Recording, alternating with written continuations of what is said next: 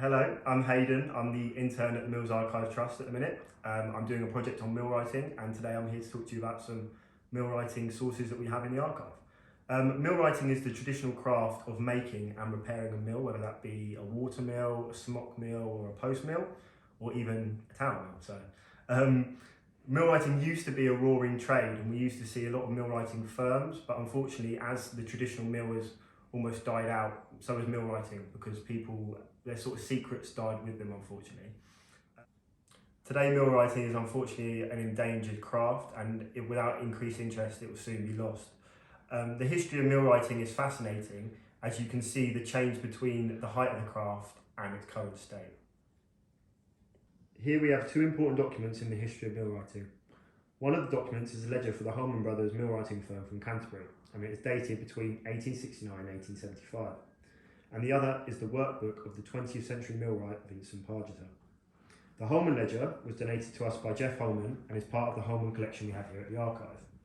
We were also fortunate enough to receive a donation from the Holman family that allowed us to preserve and rebind the ledgers so they could be used for future research. The ledger details the work that the Holman brothers completed between these years. It is organised based on the name of the client, say the miller, rather than the mill. Each page details the firm's income for the work they carried out for the client and the expenditure, such as expenses and lodgings for the workers and materials for the job. Vincent Pargeter's workbook also offers a great insight into the workings of a millwright in the 20th and 21st century. Vincent sadly passed away in 2015, and we were able to inherit his collection here at the archive. Vincent's workbook details the work he carried out as a millwright between 1970 and 2006. The book gives us a day-to-day count of the repairs that Vincent carried out at the mills he worked at. It starts with the jobs that Vincent took on when he was in partnership with Philip Barrett Leonard, and carries on through his time as the Essex County Council millwright, which spanned 1975 to 2000, and it finally finishes in 2006. The whole workbook offers a fascinating account of Vincent's life as a millwright. There are some clear differences between the documents.